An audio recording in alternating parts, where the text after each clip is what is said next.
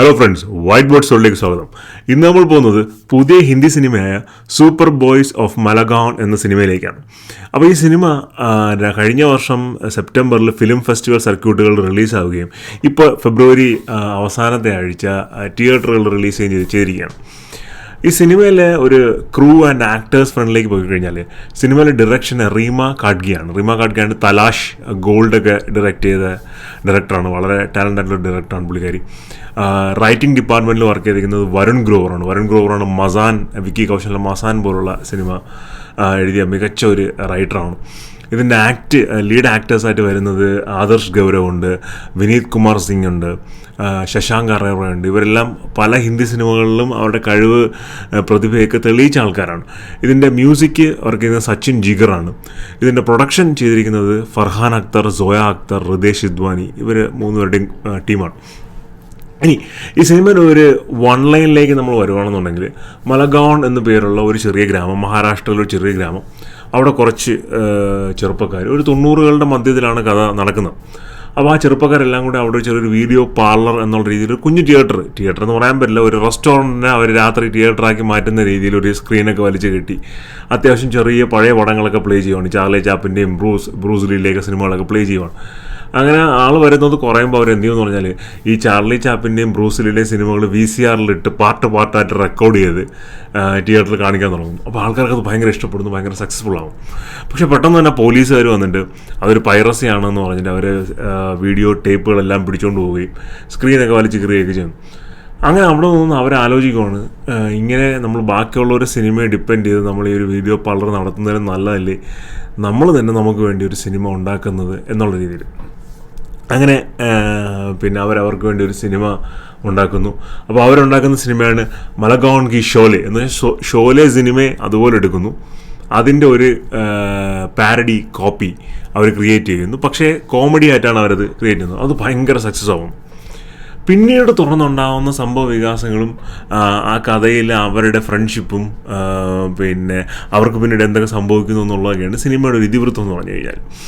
ഇനി ഇതിൻ്റെ ഒരു ഫസ്റ്റ് ഹാഫ്, സെക്കൻഡ് ഹാഫ് എന്നുള്ള ഒരു അനാലിസിസ് അല്ലെങ്കിൽ ഒരു റിവ്യൂവിലേക്ക് നമ്മൾ പോകുകയാണെന്നുണ്ടെങ്കിൽ ഗംഭീരം സിനിമയാണെന്ന് പറഞ്ഞാൽ എല്ലാ സെഗ്മെൻറ്റിലും ഈ സിനിമ ഭയങ്കര മികച്ചു നിൽക്കുകയാണ്. അതിൻ്റെ ഡിറക്ഷൻ ആയാലും ശരി, അതിൻ്റെ ഒരു റൈറ്റിംഗ് സെഗ്മെൻ്റ് ആയാലും ശരി, അതിൻ്റെ ഒരു സിനിമാറ്റിക് എലമെൻറ്റ്സ്, അതായത് കോമഡി, പിന്നെ ഇമോഷൻ, ഫ്രണ്ട്ഷിപ്പ്, പിന്നെ എന്താ പറയുക, ലോസ്റ്റ് ലവ്, അങ്ങനെയുള്ള എല്ലാ ആംഗിളുകളിലും സിനിമ ഭയങ്കരമായിട്ട് നമ്മളെ ടച്ച് ചെയ്യുന്ന ഒരു സിനിമയാണ്. കഴിഞ്ഞാൽ ഈ സിനിമ കണ്ട് പോകുമ്പോൾ ഇതിൻ്റെ കഥ കേൾക്കുമ്പോൾ നമുക്ക് തോന്നും ഇത് മലയാളത്തിൽ വന്നിട്ടുള്ള കഥയല്ലേന്ന് തോന്നും. ശരിയാണ്, മലയാളത്തിൽ ഇത്തരം സിനിമകൾ വന്നിട്ടുണ്ട്. പക്ഷേ ഇതിനെ മനോഹരമാക്കുന്നത് ഇതിൻ്റെ ഒരു മേക്കിംഗ് ആണ്. ഇതിൻ്റെ ഓരോ ക്യാരക്ടറിനെയും പ്ലേസ് ചെയ്തിരിക്കുന്നത്, ആ ക്യാരക്ടറിന് കൊടുത്തിരിക്കുന്ന ഡയലോഗ്സ്, അതിൻ്റെ ലൈറ്റ്, ഓൾ ഓവർ 90s ആ സിനിമ 90s ഞാൻ പറഞ്ഞല്ലോ, മിഡ് 90s തുടങ്ങിയിട്ട് പിന്നെ ഒരു 2000 ഫ്രെയിംവർക്കിലോട്ടാണ് ആ സിനിമ വരുന്നത്. അപ്പോൾ ആ ടൈമിലെല്ലാം ഉള്ള ആർട്ട് വർക്ക്, അടിപൊളി ആർട്ട് വർക്കാണ് ഇത്. ഈ ആ കൊല്ലത്തെ 2024 നാഷണൽ അവാർഡുകളൊക്കെ വരുമ്പോഴത്തേക്കും തീർച്ചയായിട്ടും ഈ സിനിമ വലിയ ശ്രദ്ധ നേടാൻ പോകുന്ന ഒരു സിനിമ തന്നെയായിരിക്കും. കാരണം ഈ സിനിമ ഞാൻ കാണുമ്പോഴത്തേക്കും ഓരോ ഫ്രെയിം കഴിയുമ്പോഴും നമുക്ക് ഭയങ്കരമായ അറ്റാച്ച്മെൻറ്റ് തോന്നുന്നു, ഭയങ്കര സന്തോഷവും സങ്കടവും ഒക്കെ തോന്നുന്ന, അതായത് സിനിമയിലെ ക്യാരക്ടേഴ്സിന് തോന്നുന്ന ഇമോഷൻസ് നമുക്ക് അതുപോലെ ഫീൽ ചെയ്യുന്ന രീതിയിലാണ് ഈ സിനിമ എടുത്തിരിക്കുന്നത്. ഈ ഹിന്ദി സിനിമ അല്ലെങ്കിൽ ബോളിവുഡ് സിനിമകളുടെ ഒരു പ്രത്യേകത എന്ന് പറഞ്ഞാൽ പലപ്പോഴും മാസ് മസാല സിനിമകളാണ് അവിടെ കൂടുതലും ശ്രദ്ധിക്കപ്പെടുന്നത്. അല്ലാത്ത സിനിമകൾ എന്താ പറയുക, ഒരു തിയേറ്റർ റിലീസ് സക്സസ് ആവണമെങ്കിൽ ഒരുപാട് ഹാർഡ് വർക്ക് അവിടെ ഇടേണ്ടതായിട്ടുണ്ട്. പക്ഷേ ഈ സിനിമ എനിക്ക് എൻ്റെ പൂർണ്ണമായ വിശ്വാസം എന്ന് പറഞ്ഞാൽ ഇതൊരു ലിമിറ്റഡ് റിലീസാണെങ്കിൽ കൂടിയും ഇത് ഒരുപാട് വേർഡ് ഓഫ് മൗത്തിലൂടെ ഒത്തിരി ഹിറ്റാവാൻ സാധ്യതയുള്ള, അല്ലെങ്കിൽ ഒരുപാട് നിരൂപക പ്രശംസയും പ്രേക്ഷക പ്രശംസയും നേടിയെടുക്കാൻ സാധ്യതയുള്ള ഒരു സിനിമയാണ്.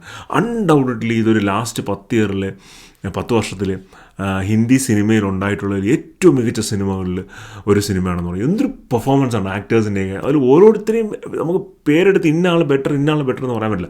അതിൽ ശശാങ്ക് അവരുടെ ക്യാരക്ടറായാലും ശരി, ആദർശ് ഗൗരവിൻ്റെ ക്യാരക്ടറായാലും വിനീത് കുമാറിൻ്റെ ക്യാരക്ടറായാലും എല്ലാവരും ഒന്നിനൊന്ന് മികച്ച രീതിയിൽ പെർഫോം ചെയ്തിട്ടുണ്ട്. അതിൻ്റെ ഫീമെയിൽ ആക്ട്രസ് ആണെങ്കിൽ അവർ നല്ല രീതിയിൽ പെർഫോം ചെയ്തിട്ടുണ്ട്. കോ ആർട്ടിസ്റ്റായിട്ട് വരുന്ന ആൾക്കാർ ഉള്ള പെർഫോമൻസ്, അവരുടെ ഞാൻ നേരത്തെ പറഞ്ഞ ആർട്ട് വർക്ക്, കോസ്റ്റ്യൂംസ്, ലൈറ്റിങ്, ഒരു രക്ഷയില്ലാത്ത സീനുകളൊക്കെയാണ്. അത് പല സീനുകളും നമ്മൾ മറക്കാതെ നമ്മുടെ കൂടെ പോരുന്ന സീനുകളുണ്ട്.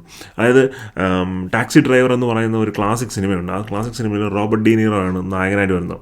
പിന്നെ 70s വന്നൊരു പടമാണ്. ആ സിനിമയിൽ അദ്ദേഹം ചെയ്യുന്നൊരു സിനിമ യു ടോക്കിംഗ് ടു മീ എന്നുള്ളൊരു ഡയലോഗുണ്ട്. കമൽഹാസനൊക്കെ പല ഇൻ്റർവ്യൂവിലും അതിന് ഒരു സിനിമയിൽ തന്നെ പുള്ളി അത് റീക്രിയേറ്റ് ചെയ്തിട്ടുണ്ടെന്ന് തോന്നുന്നു. ആ സെയിം സാധനത്തിന് സമാനമായ ഒരു സീൻ ഈ സിനിമയിലുണ്ട്. അതൊക്കെ ആ സീനൊക്കെ നമ്മുടെ മനസ്സിൽ നിറഞ്ഞു നിൽക്കുന്ന സിനിമകളാണ്. അതുപോലെ തന്നെ നിറഞ്ഞു നിൽക്കുന്ന സീനുകളാണ്.